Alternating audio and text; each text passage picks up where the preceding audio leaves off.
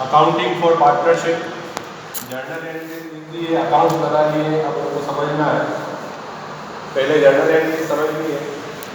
तो उस दिन बताया था कि जैसे पार्टनरशिप में, पार्टनरशिप फर्म कोई है तो ट्रेडिंग अकाउंट सबसे पहले बनता है, फिर प्रॉफिट एंड लॉस अकाउंट, फिर profit and loss appropriation account बनाया जाता है। तो यहाँ पर हमको पार्टनरशिप के क्वेश्चन में ये दो अकाउंट नहीं बनाने हैं क्योंकि नेट प्रॉफिट पहले से दिया हुआ हो।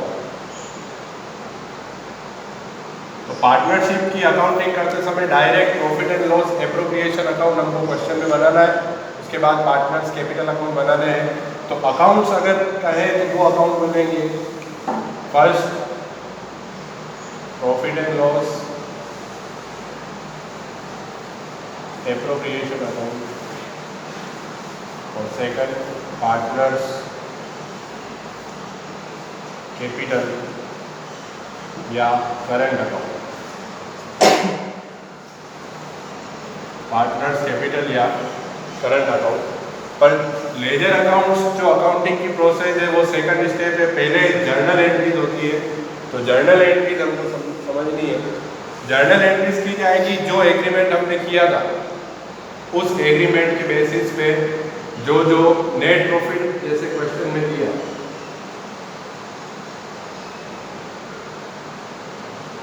अगर सोल प्रोप्राइटर बिजनेस है, एक ही मालिक होता है तो नेट प्रॉफिट डायरेक्ट उस ओनर का होता है।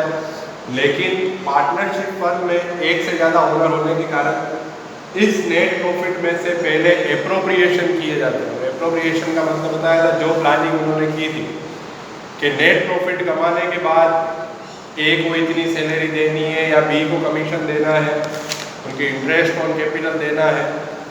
फिर उसके बाद ये सब एप्रोप्रिएशन करने के बाद नेट प्रॉफिट में क्या होंगे, एप्रोप्रिएशन होने के बाद जो प्रॉफिट बचता है वो कहलाता है डिविजिबल प्रॉफिट। जो डिवाइड करना है या डिस्ट्रीब्यूट करना है जितने भी पार्टनर्स हैं उनमें। तो यहाँ पर प्रॉफिट एंड लॉस अकाउंट से नेट प्रॉफिट आता है। और profit and loss appropriation account क्यों बनाते हैं, तो क्योंकि हमको डिविजिबल प्रॉफिट निकालना है कि कितना प्रॉफिट बांटने लायक है। तो प्रॉफिट जो नेट प्रॉफिट होगा उसको डायरेक्ट नहीं बांटना है, पहले एप्रोप्रिएशन करना है। तो इन सब एप्रोप्रिएशन की जो जर्नल एंट्रीज है वो हमको सीखनी है। तो जर्नल एंट्रीज, तो वापस हम थ्योरी के कंसेप्ट में चले। तो पार्टनरशिप एग्रीमेंट जब किया था, जिसे पार्टनरशिप डीड कहते हैं, पार्टनरशिप एग्रीमेंट करते समय मान लो ये एक शर्त रखी थी कि जितने भी पार्टनर्स हैं उनको उनकी कैपिटल पर इंटरेस्ट दिया जाएगा। तो फर्स्ट एंट्री अपनी कॉपी में देखो, जो एंट्री लिखवाई है फॉर इंटरेस्ट ऑन कैपिटल।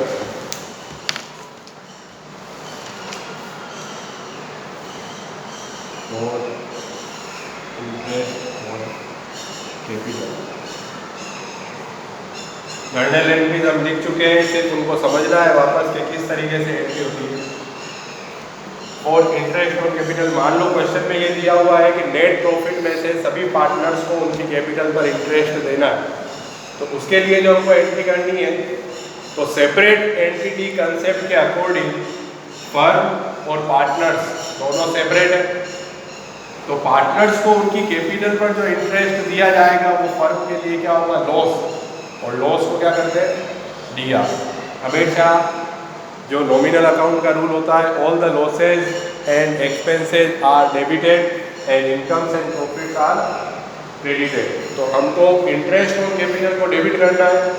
और सेकंड चीज़ ये कि जब पार्टनर्स को उनकी कैपिटल पर इंटरेस्ट दिया जाता है तो इससे उनकी कैपिटल इंक्रीज होती है, और कैपिटल इंक्रीज होती है तब सीआर होती है। तो फर्स्ट एंट्री बन रही है interest on capital account DR to partners capital. ये हमारी फर्स्ट, क्योंकि जैसे ए, बी और सी तीन पार्टनर हैं जिन्होंने पैसे लगाए। फर्म का नाम है श्रीजी ट्रेडर्स, तो जब हम अकाउंटिंग कर रहे हैं तो ए, बी और सी, जैसे 11th क्लास में मोहन स्टार्टेड बिजनेस, तो अकाउंटिंग मोहन की नहीं होती थी, उस बिजनेस की या फर्म की होती थी। वैसे ही यहाँ पर ए, बी, सी की अकाउंटिंग नहीं है, अकाउंटिंग किसकी होगी? श्रीजी ट्रेडर्स की। तो हमको श्रीजी ट्रेडर्स के हिसाब से सोचना है इंटरेस्ट ऑन कैपिटल, उसको तो ब्याज देना पड़ेगा, तो वो इंटरेस्ट ऑन कैपिटल जो है वो इंटरेस्ट फर्म के लिए लॉस है, इसलिए डीआर किया। पार्टनर की कैपिटल बचेगी, बढ़ेगी उससे, तो उसको हमने सीआर किया। तो जैसे 11th क्लास में हम एंट्री पढ़ते थे, फर्स्ट जैसे सैलरी का पेमेंट किया तो सैलरी एक्सपेंसेज है, सैलरी टू कैश, ये expense salary to cash entry करी। उसके बाद उस सैलरी को प्रॉफिट एंड लॉस में ट्रांसफर करते थे। वैसे यहाँ पर ये जो एंट्री है ये है इंटरेस्ट चार्ज करने की, तो सेकंड जब इसको ट्रांसफर करेंगे प्रॉफिट एंड लॉस की जगह profit and loss appropriation account में ट्रांसफर होगा। तो जो पहले डीआर होगा वो सीआर होकर खत्म होगा और ट्रांसफरिंग इंटरेस्ट ऑन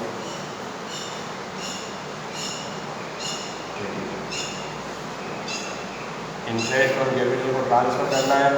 तो पहले जिस चीज़ को डीआर किया, जैसे salary to cash, profit and loss to salary करके खत्म होता था, जैसे इंटरेस्ट और कैपिटल सीआर होगा तो प्रॉफिट एंड लॉस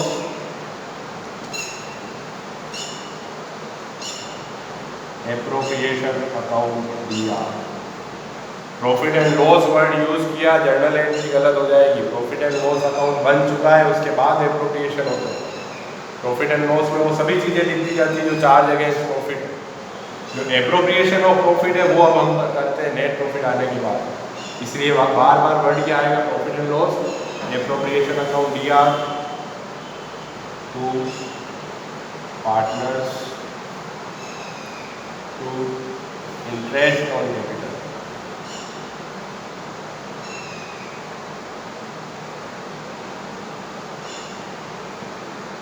तो ये जर्नल एंट्री करने का तरीका है। जो भी फर्म के लिए लॉस या खर्चे हो वो डीआर होंगे। हमको बस हर जर्नल एंट्री में इतना ध्यान रखना है उस चीज़ से पार्टनर की कैपिटल बढ़ रही है या कम हो रही है। जब जब पार्टनर्स की कैपिटल बढ़ेगी तो सीआर करना है और फिर वो जो आइटम है उसको प्रॉफिट एंड लॉस एप्रोप्रिएशन में ट्रांसफर करते हैं। तो जर्नल एंट्री अपने रजिस्टर में कॉपी में खोल के रखो सामने। फर्स्ट दो एंट्री मैंने ये लिखवाई थी इंटरेस्ट ऑन कैपिटल चार्ज करने की, फिर उसको ट्रांसफर करना। तो ये जब मान लो क्वेश्चन दिया हुआ है एबीसी पार्टनर है, उन्होंने इतना प्रॉफिट कमाया, पार्टनर्स को इतना इंटरेस्ट देना है, तो वो एंट्री मान लो आगे ऐसे उस क्वेश्चन में दिया हुआ है या एग्रीमेंट में लिखा हुआ है कि एक पार्टनर जो एक्टिव पार्टनर है एनीवन ए बी या सी, उसको सैलरी देनी या कोई रिम्यूनरेशन देना है, कमीशन देना है, बोनस। तो थर्ड एंट्री देखो जो मैंने लिखवाई थी, एक एंट्री समझ में आ जाएगी, ये दो एंट्री समझ में आ जाएगी, तो बाकी की सब उसके बेसिस पे ही होगी।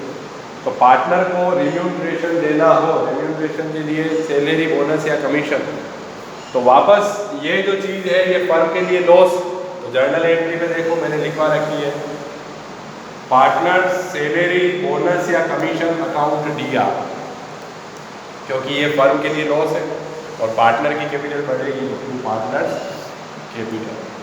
ये एंट्री थर्ड नंबर की वापस रिपीट कर रहा हूँ, partners salary, bonus, commission account DR to partners capital account. अब इस लॉस को वापस ट्रांसफर करेंगे तो for the entry profit and loss appropriation, profit and loss appropriation में पार्टनर की सैलरी, बोनस या कमीशन को ट्रांसफर कर देंगे। ये एंट्री नंबर 4। तो उसके बाद अगर कोई क्वेश्चन में ऐसे कह दिया कि पार्टनर्स ने पर्सनल यूज के लिए पैसे निकाले थे, जिसको हम ड्राइंग्स कहते हैं, क्वेश्चन में पार्टनर्स ड्राइंग्स दे रखी हो और ये लिखा हुआ हो कि उनकी ड्राइंग्स पे इंटरेस्ट लेना है, तब वो फर्म के लिए क्या हो जाएगी? इनकम। फर्म के लिए इनकम ड्राइंग्स पे। अब फर्म इंटरेस्ट लेगी तो इंटरेस्ट ऑन ड्राइंग इनकम है तो वो सीआर होगी, वो समझ लें। जैसा वापस समझो, for interest on drawings interest on drawings income है, इसको CR करना है। और जब हम पार्टनर से इंटरेस्ट लेंगे, जो फर्म है, हम मतलब हमेशा फर्म की बात होगी, तो जब फर्म पार्टनर से इंटरेस्ट लेगी तो उनकी कैपिटल क्या होगी? कम। यहाँ पर एंट्री करते समय पार्टनर्स कैपिटल अकाउंट में होगा दिया, पार्टनर्स कैपिटल अकाउंट दिया, ये इनकम है तो इंटरेस्ट ऑन ड्राइंग्स। और जब इसको ट्रांसफर करेंगे तो जो 6th एंट्री बताइए, इंटरेस्ट ऑन ड्राइंग अभी CR हुआ, खत्म करने के लिए उसको करेंगे DR, तो interest on drawings account DR।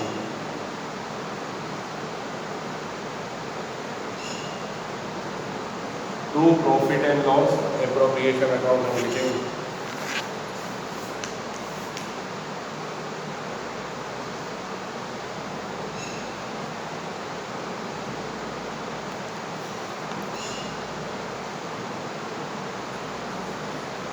तो ये 6 एंट्री तक अपन आए। फर्स्ट था इंटरेस्ट ऑन कैपिटल, चार्ज करो ट्रांसफर करो। Second salary bonus commission, charge करो ट्रांसफर करो, 4 एंट्री हुई। Fifth interest on drawing income है तो CR हो गई, partners capital to interest on drawing, फिर इसको ट्रांसफर करेंगे तो interest on drawing to profit and loss appropriation. अब मान लो क्वेश्चन में कभी ये कह रखा हो कि उन्होंने ऐसा डिसाइड किया था, जो हमने 11th क्लास में पढ़ा, रिजर्व और प्रोविजन बनाते हैं, तो पार्टनर्स ने एग्रीमेंट में लिखा था हर साल नेट प्रॉफिट का एक पर्टिकुलर पार्ट रिजर्व में ट्रांसफर किया जाएगा, तो वो होगा ट्रांसफर टू रिजर्व। उसकी एंट्री उससे भी प्रॉफिट कम होता है तो उसकी एंट्री होगी ट्रांसफर टू रिजर्व की एंट्री लिखी थी।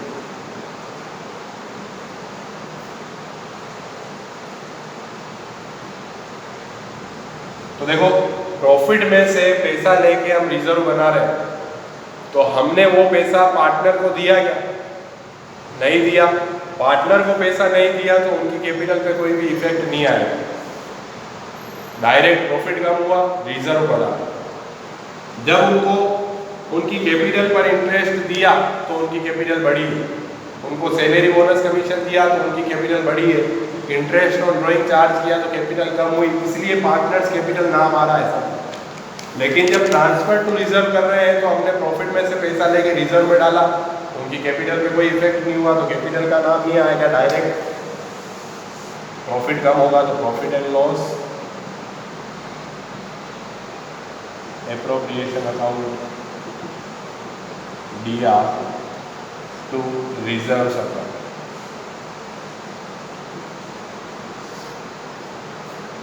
बस इस तरीके से जर्नल एंट्रीज करनी है। लास्ट में ये सब एप्रोप्रिएशन करने के बाद जो प्रॉफिट बचेगा उसको कहते हैं डिविजिबल प्रॉफिट, उसको बांटना है। तो सीधा सा है, प्रॉफिट बांटेंगे, कैपिटल बढ़ेगी। तो जर्नल एंट्री मैंने जो लिखवाई है अपने रजिस्टर में देखना है, कॉपी में देखना है, नोटबुक में, profit and loss appropriation account DR to partners capital. ये अगर प्रॉफिट होगा तो उनकी कैपिटल में बांट देंगे, और अगर लॉस होगा तो रिवर्स एंट्री करनी है। जब लॉस होगा उनकी कैपिटल कम होगी तो partners capital account DR to profit and loss appropriation account. Journal entries कभी भी रटनी नहीं है, हर एक एंट्री का कंसेप्ट पता होना चाहिए। क्यों ना? क्योंकि जर्नल एंट्री कभी भी अकाउंटिंग बिना सीक्वेंस के नहीं चलती है। जो 11th में सीक्वेंस पढ़ा, फर्स्ट प्रोसेस क्या होती है? जर्नल एंट्री, जर्नल के बाद लेजर अकाउंट बनती है। तो हमारे एग्जाम में जो क्वेश्चन आएगा उसमें डायरेक्ट अकाउंट्स पूछेंगे, तो ऐसा नहीं कि यहाँ से हम अकाउंट्स की तैयारी करें, नहीं, अकाउंट्स बना रहे हैं तो पता होना चाहिए कि जर्नल एंट्रीज की क्या हुई थी, इसलिए जर्नल एंट्री समझाई जा रही है। जर्नल एंट्रीज इस तरीके से करनी। अब इन्हीं जर्नल एंट्रीज की हेल्प से अकाउंट बनते हैं, तो वो अकाउंट अपन बनाएंगे प्रॉफिट एंड लॉस एप्रोप्रिएशन और पार्टनर्स कैपिटल। ये 8 या 9 जर्नल एंट्रीज इसमें होगी। इंटरेस्ट ऑन कैपिटल की 2 एंट्री, रिम्यूनरेशन की 2 एंट्री, इंटरेस्ट ऑन ड्राइंग्स की 2 एंट्री, फिर ट्रांसफर टू रिजर्व करें तो वो, और लास्ट प्रॉफिट या लॉस जो भी होगा डिविजिबल उसको बांटने की एंट्री। ये जर्नल एंट्रीज का कंसेप्ट।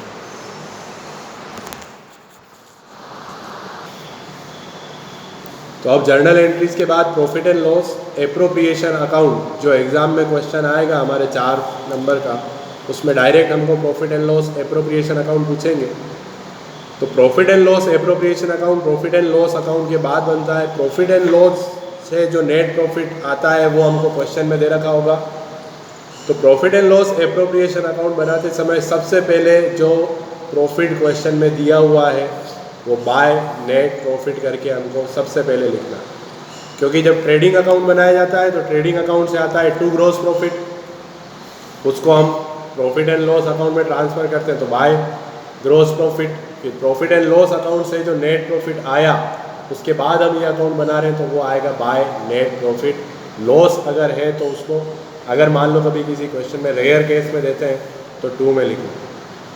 तो ये नेट प्रॉफिट वो है जो ABC 3 पार्टनर की फर्म ने, या ABCD 4 पार्टनर, या AB 2 पार्टनर, कितने भी पार्टनर हैं उनकी फर्म ने जो पैसा कमाया साल भर में वो क्वेश्चन में लिखा हुआ होगा। Profit for the year ending दे रखा होगा, वो लिखना है।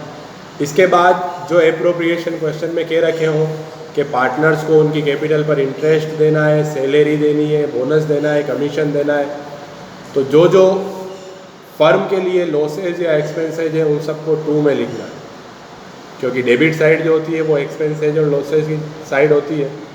तो टू इंटरेस्ट ऑन कैपिटल, हमने माना है 2 पार्टनर है तो A की कैपिटल पे जो इंटरेस्ट है वो लिखना है, B की कैपिटल पे जो इंटरेस्ट है वो लिखा, दोनों की टोटल 12 आएगी।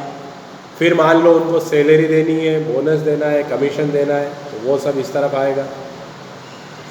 रिजर्व में ट्रांसफ़र करना है पैसा तो वो टू ट्रांसफ़र टू रिजर्व वो लिखना है। एक इनकम होती है सिर्फ कि अगर पार्टनर ने पर्सनल यूज़ के लिए पैसे निकाले थे तो उनकी ड्राइंग्स पर इंटरेस्ट लेना है, तो वो फर्म के लिए इनकम है तो वो नेट प्रॉफिट में ऐड हो जाएगी। तो bye interest on drawings, A की ड्राइंग्स पर इंटरेस्ट लिया, B की ड्राइंग्स पर इंटरेस्ट लिया, ये इसके नेट प्रॉफिट में जुड़ जाए। तो अब CR की टोटल करके ये सब लेस करने हैं, जो पैसा पार्टनर्स को देना था वो लेस करने के बाद जो प्रॉफिट आएगा वो डिविजिबल प्रॉफिट, वो लास्ट में बटेगा उनकी कैपिटल में। तो 2 पार्टनर्स कैपिटल A और B में बांटे। क्यों? क्योंकि जर्नल एंट्रीज जब हम देखें तो प्रॉफिट की डिस्ट्रीब्यूशन की एंट्री थी profit and loss appropriation account DR 2 partners capital. तो जब profit and loss appropriation account बन रहा है तो उसमें आएगा 2 पार्टनर्स कैपिटल, और अगर लॉस होता है तो वो बाय में बटेगा बाय पार्टनर्स कैपिटल। तो अब एक एग्जाम्पल से हम समझते हैं कि क्वेश्चन में अगर ऐसे दिया हुआ था कि 1,20,000 उनका प्रॉफिट कमाया उन्होंने साल भर का, तो 1,20,000 सबसे पहले हमको यहाँ लिखना है, क्योंकि वो नेट प्रॉफिट है न कि डिविजिबल प्रॉफिट। ये वर्ड बार बार यूज़ करूँगा मैं। डिविजिबल प्रॉफिट, नेट प्रॉफिट, ये समझ में आना चाहिए। नेट प्रॉफिट डायरेक्ट नहीं बांटना। नेट प्रॉफिट में से मान लो अब उनका इंटरेस्ट बन रहा है, एक को 5,000, B को 5,000 इंटरेस्ट देना था, तो 5,000 दोनों का इंटरेस्ट लिख के 10,000 इधर लिख लें। फिर मान लो B को सैलरी देनी थी, उसने साल भर एक्टिव पार्टनर की तरह काम किया, तो 2,000 रुपये पर मंथ सैलरी के रखा हो मान लो, तो 24,000 रुपये साल के बनेंगे, तो वो 24,000 हम इधर लिखेंगे। तो 1,20,000 इधर था, 10,000 रुपये इस तरफ आए, 24,000 और। फिर वो कहते हैं कि नेट प्रॉफिट का 10% हर साल रिजर्व बनाते हैं पार्टनर, ऐसा उन्होंने पॉलिसी बना रखी है। तो 1,20,000 नेट प्रॉफिट था, उसका 10% 12,000 रुपये रिजर्व में ट्रांसफ़र हो जाएगा। अभी हम मानते हैं, मान लो ड्राइंग्स उन्होंने नहीं करी तो इंटरेस्ट ऑन ड्राइंग नहीं आएगा। तो अब हमको डिविजिबल प्रॉफिट निकालना है, तो कैसे निकालेंगे? जो नेट प्रॉफिट था 1,20,000, उसमें से 10,000, जैसे 11 की प्रोसेस है वैसे ही 1,20,000 में से 10,000 इंटरेस्ट के गए, 10 बचे, 24,000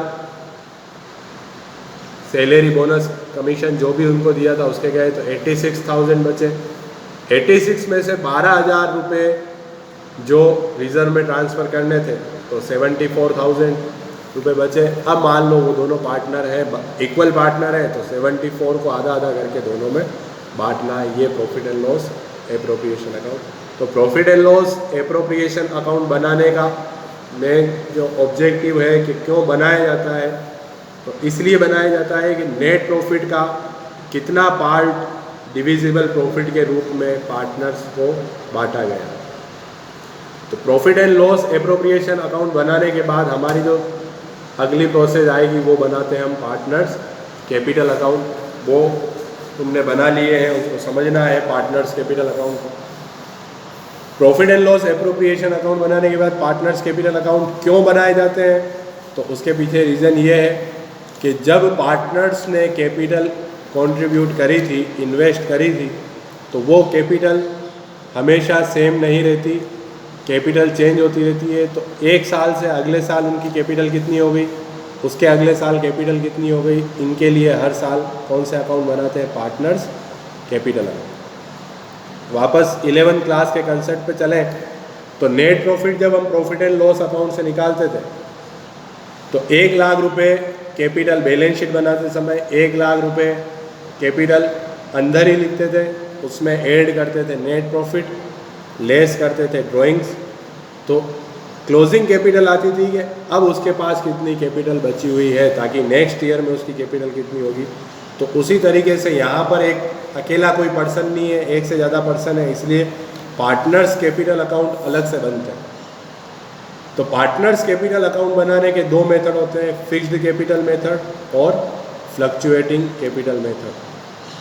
फिक्स्ड कैपिटल मेथड नाम से क्लियर है, फिक्स्ड कैपिटल मतलब कैपिटल को फिक्स्ड रखना है, कैपिटल को चेंज नहीं करना है। तब ऐसी सिचुएशन में इस मेथड में 2 अकाउंट बनाए जाएंगे पार्टनर्स कैपिटल अकाउंट, क्योंकि कैपिटल अकाउंट में सभी एडजस्टमेंट नहीं किए जाएंगे, इसलिए अलग से जिसको चालू खाता कहते हैं तो पार्टनर्स के करंट अकाउंट खोले जाएंगे।